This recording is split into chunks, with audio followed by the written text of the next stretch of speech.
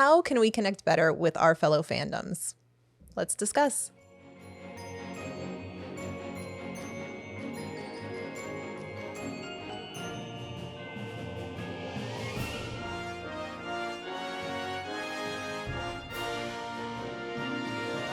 Welcome to Princess and Scoundrel, where we take you along our scrappily ever after, from Fantasyland to Tatooine and everything in between, maybe even the Haunted Mansion. I'm Sarah. And I'm Steven. And we're here to talk about connecting to your fans in a different way. All of the different ways that you can connect to your fandom, but maybe something that we're doing to help enable that. Yeah. So it is... well, we're not going to make you wait till the end. It is the Spooky Explorers Club, and we do have our good friend Aaron Sagers on to help us explain what it is and what it's like to connect to fans. And have a little conversation. Yeah. So, Aaron, thank you so much for joining us. Hey, guys. Thanks for having me. I'm excited to finally make it onto the Princess and Scoundrel. I know we already have a Princess and a Scoundrel, so I don't know what I could be, but what side do you align with more? Well, you could be the walking carpet with us. Yeah, I could be that. Yeah. It's, well, I don't know if that's a commentary on my personal grooming habits, but I don't know. I could be I don't know, scoundrel adjacent, I don't know, rascal. Well, there you go. Let's talk about the first time we met you, actually. I think that's what we got to talk about. What a wonderful segue. So Aaron, you can introduce yourself in a second, but the way that we first were introduced to you was, of course, Starcruiser. And it was on the May the 4th voyage that we had brought a whole bunch of people that were kind of these super fans of Starcruiser. And you happened to be there too. And in walks this man who is dressed like...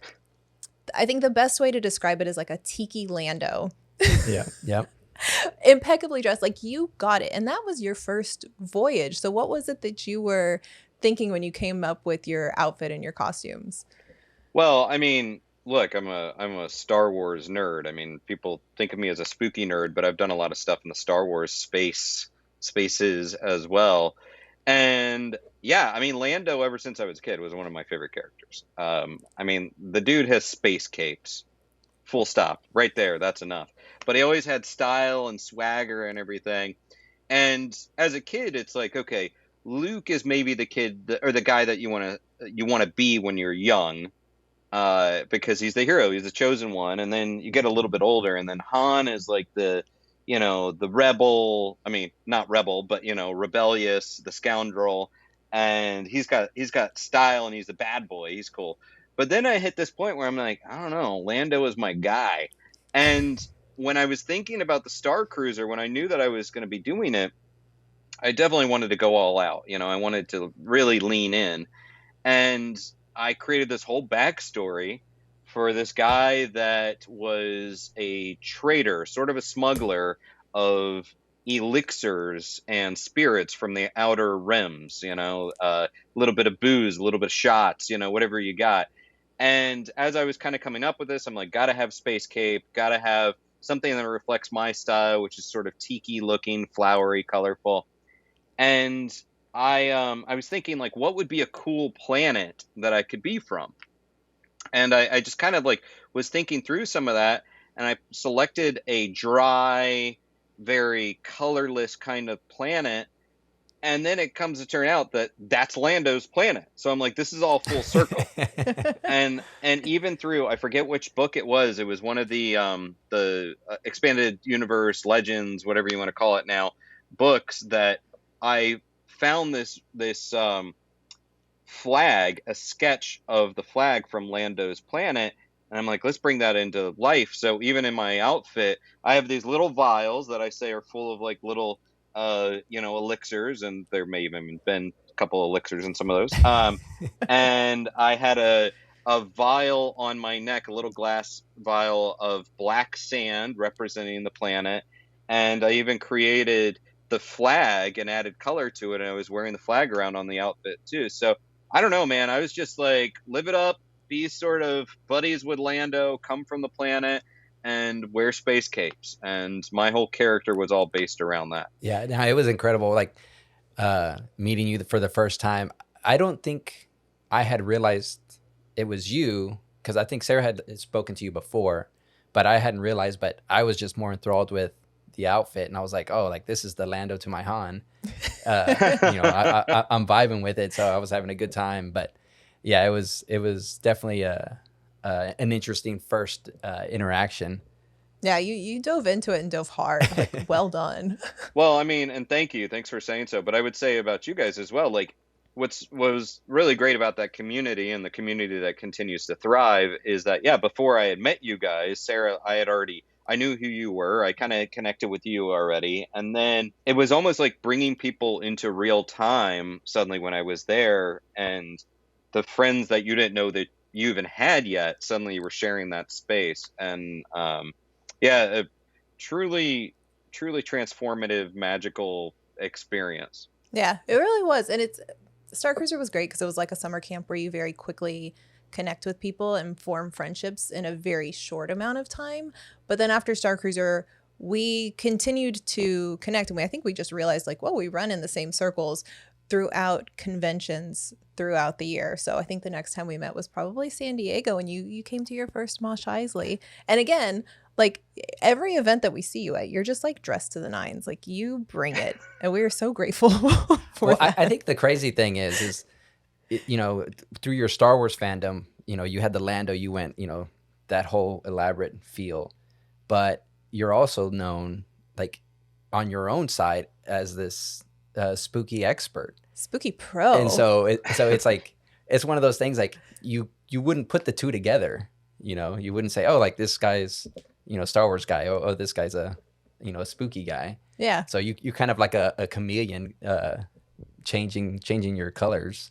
It all kind of makes sense in my mind. I think probably because when I was a kid, a little nerd, it all just fit together. I was reading comic books and reading science fiction, watching horror movies, big into Star Wars, and then reading about ghost stories and crazy alien stories, and it all just kind of fit. It was just all fandom. And then, like, as I got older, all this stuff was baked into me, was a part of me. And then I became a journalist as my career, and it just kind of perfectly aligned that I was a pretty young editor-in-chief. I was running some newspapers and then running some magazines and whatnot.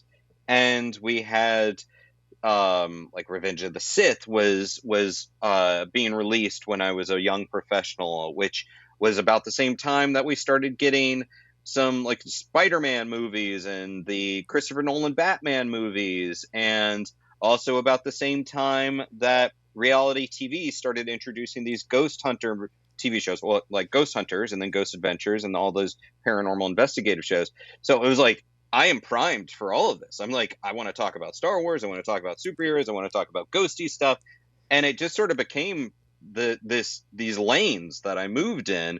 So for me, it's all worked kind of together. And then even now I travel the world and I do talks and presentations about the paranormal and the spooky stuff.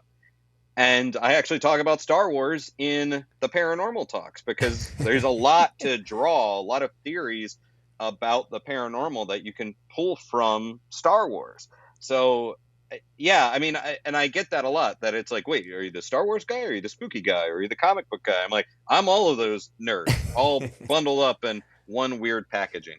I think that was what shocked me, is when the next time we saw each other at San Diego Comic-Con, we were walking by and there's this huge TV and I was like, oh, Aaron's interviewing somebody on that TV and it has nothing to do with Star Wars or paranormal. I was like, well, look at that. I was like, you really are, like, I don't want to call you a jack of all trades because you're really good at what you do, but like you've grasped all things pop culture and just said, you're mine now. And I love that. Because that's kind of the spirit of conventions, and it brings together all of these fandoms from everything from Star Wars to superheroes to spooky to anime and it's wonderful to see all of those in a space. And I think that's where one of the things that we wanted to talk about in this conversation with you is conventions and what they maybe started out as and what they've become, because you've noticed that they're kind of changing. So my thinking is, and we've had this conversation before about this quote unquote third space, and it's this space where it's not your work, not your Your home. but this extra place. And we talk about the online communities kind of being this third space, but also like the cons. And it's very much like this annual thing. People make a trek to San Diego, or they go to Atlanta. They go to either it's a local con or some across in Japan, celebration time. But these huge cons that people make these treks that they want to go see the most that this convention has to offer. But sometimes it feels like it's gotten bigger than what the con was initially intended for. And I think, do you ever feel like being part of this con world that it sometimes does get lost, where there's, it's kind of the product of like, hey, we got to advertise this and we got to talk about this. And you're like, hey, I just want to talk about like, why did you put, why is he wearing that hat? Or why is his lightsaber this color? But you don't get to that. You get to like, hey, you got to make sure you hit these points because it's marketing, not the convention, the love of whatever it is. Yeah, I think that's a good point. I've been doing Comic-Cons and fan events for a long time, and I'm fortunate that with the paranormal TV shows that I have done, I've been able to get booked into a lot of Comic-Cons, but also a lot of Paracons and paranormal events. And then, I was a producer and a host with a sci-fi network and did a lot over there, and that led to me getting booked into standard Comic-Cons and other fan events and sci-fi events, including Celebration. And there's the fan event is not a monolith. Every kind of regional event and big con, everything is a little bit different. And in that way, fandom is not in a silo. I think that I've never really met a person that has just one fandom, and it's okay if they're out there, but it seems like there's a lot of crossover between the Star Wars fans and the spooky fans, or the Whovians and the Trekkers, and I love that. I love that crossover of fandom. They need something to watch between seasons. That's what it is. Yeah. And it kind of like taps into different parts of our personality. I mean, like, you don't eat just one kind of food that you love. You might have these favorite dishes, but then you love these other things as well. And there's enough room to love all of that stuff and to share all of that. And that's that community aspect. I agree that like with the Comic-Cons, they went from sort of niche even before I was born, really, and before I was active in the con scene. And they went from pretty small to expansive, and now we have the Super Bowl of Comic-Cons, the Super Bowl of pop culture, which is San Diego, which I love San Diego, and I love going to San Diego, which is very different than the hyper local and nerdy passion of Dragon Con, which is like a Burning Man for nerds. It's Nerding Man. It's so you have those two sides of the spectrum, and then everything kind of in between. So yeah, I think you find your community in those different vibes, and then there's these sort of I don't want to say shrinking, but the more intimate events. It's like a contraction where we got to the Super Bowl, and now we're having these smaller, very intimate events where it feels more like a personalized experience. So I'm the guy that's like, more, give it to me, every kind of different flavor. Let's have the buffet. Let's have the weird campfire. Let's have the intimate chef's table of events. Like, bring it all on, because it serves all of us in different ways at different times with different communities. Agree. I think when we were talking about it earlier, we were like, San Diego Comic-Con, it was our first time going last year, and we were just blown away by all of the activations and all of the things that there were to do. And they do a really good job of mixing it between panels and the celebrity meet and greets and the vendors. But you have there's some events that you go to where it just feels like all of it is marketing and none of it's really for the fans, and they're just trying to push the latest and greatest thing that they need to push on you.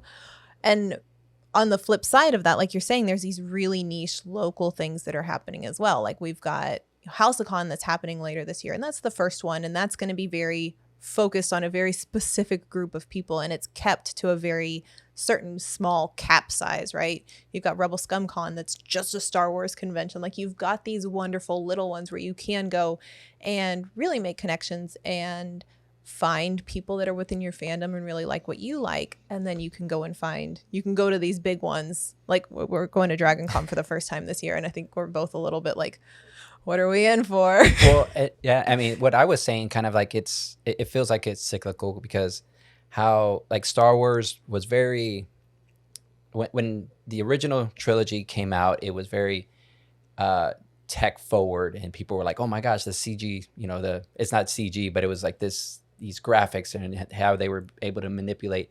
And he kept pressing till the prequels, where it was like everything was blue screen.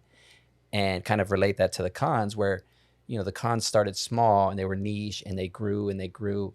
And talking about E3, that was a video game con. It was one of those things that I'd always wanted to go to, but it started becoming so large that each of the big systems, the PlayStation, the Xbox, like, it was their own, like, they were just trying to one up each other. So indie developers, it didn't really, like, it wasn't benefiting them. And then now they all pulled out because they want to have their own con, kind of similar to like D23. Yeah. So it's like they become so large that they say, oh, I'm going to do my own. And it kind of takes away the convention itself now. Like, now there's no E3.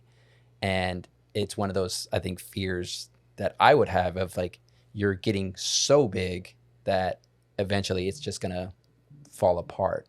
And I think that's why it's kind of nice to have these smaller events where, hey, let's actually get to know the community, and like everybody is aware of each other, and we could obsess over, again, it could be either a niche thing or multiple niche things, but it's more relatable and not like this big marketing event for whatever they're trying to push out. Yeah. And again, like, I like all those different flavors of all of it. And I certainly understand, like, with the super big Comic Cons, when you look at San Diego, it did, there was peak San Diego, or when it kind of shifted into this Super Bowl element. And that was right around 2007, 2008, when Iron Man, Robert Downey Jr. came out there, and that kind of shifted it in this whole new stratosphere. And I was there during the times where you had parties and these red carpet events with sponsors that you wouldn't necessarily associate with a Comic-Con. And that's fine. That's fine. But sometimes the nerdery could get lost in there. And you might be like, well, does this even belong here? I don't know. But then what happened was, I think a lot of the corporations, the big kids, realized, hey, like, why do we want to put all of our marketing spend in July in a crowded field when everybody else is trying to sell something, when I can now host my own D23 or Netflix Con or whatever, wherever on the calendar I want to do it, where I have less competition. So we started seeing that segmented a little bit. I still think there's a viability for San Diego Comic-Con, and I still like that, but I have seen the shift into their own privately controlled cons as well. But for my money, man, like, I still love going to these events that are held in like an ice hockey rink or a gymnasium or whatever, where maybe you have a couple celebrities, but then you just have a lot of people selling their wares, long boxes full of comics, just like a true con vibe that feels smaller and energized and intimate. I still love those. So again, I'm not saying one's better than the other. I have a lot of love for each of them in different ways, but I do like the small, intimate feel. And I think that's where something like a group trip comes in, right? Like, it's not, we've started doing group trips. Like, we did the big Starcruiser trip for May the 4th last year, and then we did the Wish Upon a Starcruiser cruise. And we're not like innovative in any way, but we started doing these group trips, and they exist for any type of fandom of like a pop culture or anything, like a cross stitching or a quilting group trip. They've got retreats and everything. And you've done a lot of these group trips where you've gone and you've been a speaker on those as well. So they're similar to a convention, but you get a lot more personal time with the people that are there in attendance, and then sometimes with the speakers as well, right? Like I think you've gone on cruises and Romania and all these different places. Yeah. And I think what you're doing and the things that I'm striving to do, it is sort of innovation, even though it feels like a natural expression for you and for me. I think what it is with a Comic-Con and certain events, you show up, you pay for the ticket at the door, and then automatically it's like, okay, now you're on the show floor. So you can walk around and spend more money. Okay. Buy the t-shirt, get the comic books. Okay, that's all cool. Okay, now get the autograph and the photo op with the celebrity. Okay, cool. I've done it. I love it. That's all very cool. And then maybe you have some programming, move through the rooms, and then that's it. My feeling is, why stop there? Like, this is a thing that I genuinely love and have a passion for. I know you genuinely love and have a passion for fandom and for Star Wars, and we could do this as an experience. And that's the word, experience. I think it's, instead of an event, it's like hanging out with the people that you like, that have the mutual interests. And, you know, maybe someone is considered a celebrity of some sort because maybe they get attention for what they do, but they still love that thing and they still want to gather other people into the pool for that experience. So it's like, yeah, it's throwing a pool party. It's hanging out. It's more than just here's the autograph, and then see you later. I just naturally gravitate more to this notion of let's not stop the party. Let's keep it going. Let's make it like instead of an hour long or a whole day thing, like let's do it for an entire weekend. That sentiment, and this is like, we've had the discussions of like Starcruiser.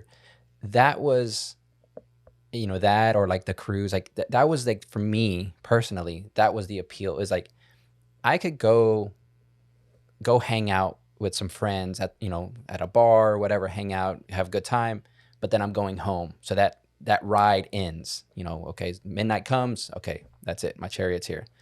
But going for the, staying overnight, and, sometimes you have those like overnight hangs where, everybody's just like having good conversation. Like it just, that ride keeps going. You wake up the next day and the party's still going. So it's like, it's like an experience, this kind of curated experience where you're like, hey, we're going to do this, like you have somebody planning it for you, and I'm just there for the great time. Right. And I think that was like the appeal from Starcruiser or like the cruise, is like, I'm getting to just hang out with my friends, and it's just like a weekend bender that, I'm going on.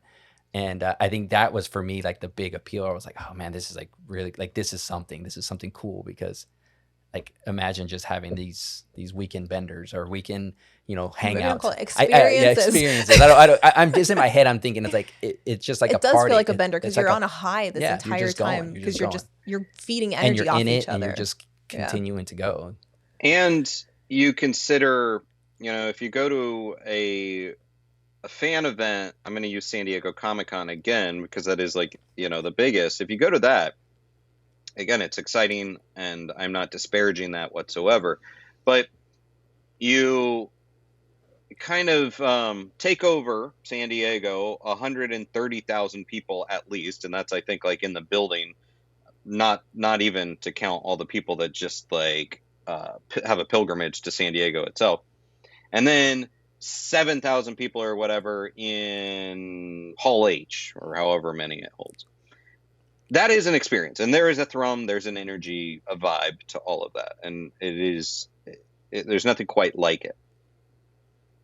But there is something uniquely special about, instead of the 130,000 people, instead of the 7,000 people in the room that maybe you'll wave to and be like, oh, that was crazy. Hey, oh.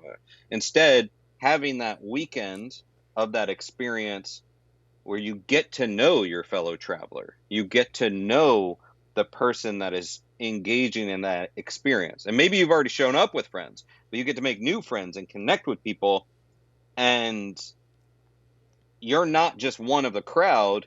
You're an individual in this group, in this shared moment. That is how we create true lasting memories with one another. Not like I was in a room with 7,000 people, but I was in a room with like 20 other people, and we did this and we did that, and I know their names and I'm connected to them, and this now continues on. It becomes a friendship, it becomes a real community. That is I think, something that I love and love working towards with these kinds of experiences. I don't even like saying events anymore because it's not really applicable. Yeah. And that, I don't know, I think there's like a magic to be had in that.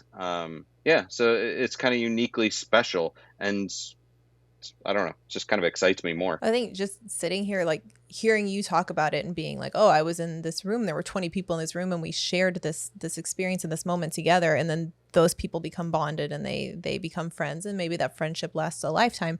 But like, just to literally think about a year ago, we were on Starcruiser together, we'd never met before, we bonded, and now we're out here trying to create experiences like that for other people, which I think is just a beautiful segue into what we're really here to talk about, the Spooky Explorers Club, which is this, again, I'm gonna do like a find and replace of event and just replace it with experience. But let's talk a little bit about Spooky Explorers Club. And you came to me and you were like, hey, let's do a group trip. So what was your thinking when you came up with it, and just how it evolved into what it is now? Well, I think it really is. It involves serendipity, and it involves this kind of magical element, that secret sauce or whatever it is, because, for a long time, I've been fortunate through my work to do a lot of events, and I love those events, but I wanted to put my own stamp on something that did feel more personal and intimate, and where I could truly get to know all the people that I was hanging out with. And then the serendipity, the secret sauce of getting to know you and seeing how you do things. You just have those moments in life where you meet someone and you're inspired by what they do, and you're like, let's make cool crap together. Like, let's bring this stuff together and do something fun. And I think, and that was it. It's like this already being on this quest, but then you coming into the picture and realizing we can bring our talents together to make something happen. And I'm very excited about this because, as you know, and I'll say for anyone out there that doesn't know, the Spooky Explorers Club is really intended to be accessible. It doesn't have to be a hardcore, diehard, like, paranormal person. Instead, I say spooky because spooky means you're into kind of spooky vibes. You're into that fun scare, the not so scary element, if you will. You can think about these notions of the unexplained, of the strange and unusual, of the weird, and still have fun with it and laugh about it. And bringing all of those things together, where it's like, hey, let's also do this at Disney and hang out, ride Tower of Terror and tell ghost stories about Tower of Terror, and go on the Haunted Mansion, and then also talk about Victorianism and what we can learn about Victorianism from the Haunted Mansion. Like, bringing all these things together. So yeah, I get animated. I got Italian genes. I get animated because I'm excited about this. Well, when you're talking about like kind of having that conversation and it leads to another, I think that's the beautiful thing of really having these intimate experiences, because throughout, our different experiences that we've had, that's when you really get to connect with people. Because yes, you could say, hello, how you doing? Let's take a picture and move on. But then you get to that next layer where you're talking about whatever that shared experience is. Like if it's Star Wars, hey, let's, what was your first experience with Star Wars and, whatnot. But you get deeper and you start talking about you start learning about the person. Like, hey, I don't just like Star Wars. I like, spooky things, or I like, the Trek things. I like, Doctor. Like, you start learning those things, but you actually start to. That's how that relationship just flourishes, because you're able to connect, and not just on that surface level, but just like deeper and deeper. And then, that becomes a friend. We're like, hey, now we're not even talking about our interests, but like what's your personal, like, how are Yeah. you doing? And I think that's a beautiful thing. Like, Yeah. that's what I think this can lead to, is just people being able to connect, as human beings, Right. not just as like, oh, I like this thing. That's actually, I think, how we actually became like good friends. Is I was in Hollywood studios randomly for work, and I'm sitting there having a drink, and I see somebody in a Roosevelt shirt walk by, and I was like, oh, check. And this has happened multiple times where I'm in a place that I shouldn't be in and that person shouldn't be in, and I was like, oh, a Roosevelt shirt. I was like, oh my God, that's Aaron. I was like, wait, what is he? He likes Disney? And then we like sat there and we had a beer, and we were like, okay, see you in 2 days in New York Comic Con. Well, there's also, I guess, let's see. I did the Mosh Isley at San Diego, New York Comic Con, did the one in Orlando. I plan on doing more. But even at San Diego, I was there for work at San Diego Comic Con. I went to the Mosh Isley, which was great, and I was just like this. I was overly documenting on social media because I was so excited and I wanted to share with everyone about like the fun I was having. So, but then I think it was the next day or whatever, walking through the show floor at the convention center, and it's fun, but it also is somewhat solitary at times. We were just like, I'm moving through this throng of thousands of people, not Thrawn, of thousands of people, and then I saw you guys again, and I was like, oh, it's my people. Like you have that moment, that vibe where you're just like, oh, and Stephen, what you're talking about also is like, you're not talking about an interaction, which is what you have when you just shake someone's hand and say, oh, hey, this was a fun event or whatever. Oh, that was cool. You're talking about a community, and you're talking about a conversation, not interaction, something that can continue on. So if you're talking about Star Wars, or if you're talking about spooky things or the spooky things of Star Wars, you could chat about it. And then an hour later, because you're still hanging out with the people, you'd be like, yeah, something else I thought about. Like, this was sticking in my brain. What about this? Oh my God. Now we have added another chapter to this conversation.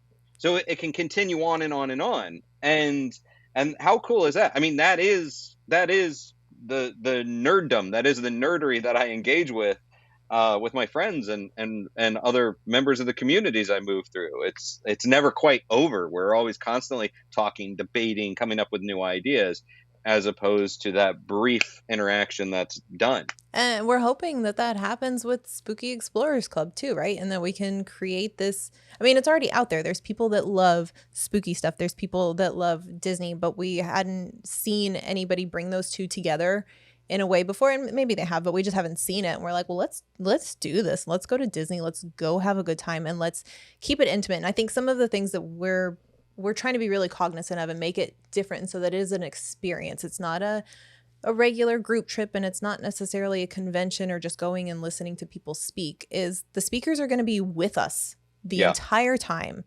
leading groups around the parks, going on the rides together. We're all going to get dressed up for Mickey's Not So Scary. We're going to be going on fun scavenger hunts and doing these things together as a group. And it's not a, hey, show up, get your photo. It's a weekend summer camp, and we are here. Well, and like like Aaron was saying, the accessibility of it. I think that could be sometimes daunting for someone that is like, I kind of like these things, but I don't know, like that's not my realm. But kind of like, hey, no, we just want to hang out. Like, if you kind of like it, come on. Yeah. I think that's the cool part about it. Yeah, I mean, look, I am a super awkward nerd that has somehow ended up in a job where I'm in front of the public a lot, but I'm still the awkward kid. And I love welcoming people in. So if you're like, hey, I don't know, I'm kind of into Star Wars, but I don't really know where to begin, or what, like, I want to be a fan, but what makes me a fan? I'm like, if you want to be a fan, you're a fan. There's no, I'm not putting up any, you know, firewall or gatekeeping to this. I'm welcoming you in, dude. You're a fan. Yeah. Let's nerd out. Same thing with like spooky stuff. Is it's like, okay, you know, I like a good ghost story, or I like the haunted mansion, and that's kind of spooky and that's kind of cool. But I don't really know a lot about the quote unquote paranormal. I'm like, whatever, that's fine. You don't have to know. There's no rule book anyhow. Come on in. Like, let's nerd out and tell some spooky stories, and let me hear your stories, and that everybody into the pool. And what I'm excited about, what I'm seeing so far with the people that I have reached out about the Spooky Explorers Club, is that there are people that have not been to Disney before, but want to go and found it maybe perhaps daunting to go without other nerds. I'm seeing people that have been to Disney but haven't done, like, you know, the spooky side of things before, and they're kind of checking it out. So they're coming into this, and we're just pulling from a lot of different parties here, and I love that, because we're creating our whole new community, welcoming in everybody. And I think, like you said, it doesn't matter if you're really into that fandom or maybe you're just interested in it. I think it's more about just connecting with other humans at a human level. Somebody was like, oh, I didn't know you were into paranormal stuff. I was like, I'm absolutely not. But he's like a good friend and we've connected over other things. And that's okay. And for me personally, I don't think I've even shared this with you, Aaron, but Steven's heard me talk about it all the time, is, you know, Starcruiser was a huge part of my identity, and helping to foster the community that came from it it was truly a passion of mine. I'm going to get emotional. And it went away. It closed almost about a year ago now. They announced the closure, and I was just like, I don't know what to do. This was something that I loved so deeply, and I love these people that loved this thing so deeply. What do I do with that? And I remember when you texted me and you're like, I've got this weird idea, say no if you want to, but here. And it was just like a huge paragraph of, this is what I want to do. And then we had our first phone call about it, and I like immediately ran to Steven and I was like, for the first time since Starcruiser had announced its closure, I was like, I'm actually excited about doing this and about helping to build a community around something, because it helped me to realize that it wasn't necessarily Starcruiser and like a Star Wars hotel that I really loved. It was building a community and getting people to connect to each other and to find friends later in life, because that's something that's really hard to do. And so being able to do this again in a new way with the Spooky Explorers Club, it's like, okay, maybe it wasn't Starcruiser necessarily. It was people that are really my passion, and like bringing people together in this way that they get to have these shared experiences. And so for me, like, that's the goal of Spooky Explorers Club, of the trips that we put together for Starcruiser fans, or for any of these other like group trips that may come from this. It's not about the specific fandom and what people are really into. It's about connecting people in a way that they get to forge these friendships and maybe change their lives, because it's changed our lives. So are you insinuating that you did all this to help me find friends? No, because like kind of what, you know, what Aaron was saying, that the same sentiment is, I kind of consider myself that, like, just that quiet, shy nerd, and I was always quiet, and I feel that way. But being in this position where, you know, people, you know, looked at us for Starcruiser information and entertainment or whatever, I kind of started feeling that now I need to protect, you know, I need to protect these nerds, and I want to make sure that we have a great, you know, like, these are my people that I want to, you know, protect and have fun with and always look out for. And so whenever there's like something that is going on, I want to make sure that everybody's good with it, type of thing. And when you talking about it, I was like, wait a minute, that's like, you know, having all these trips are my friends. Like, was that the plan the whole time? It was just so we could have friends.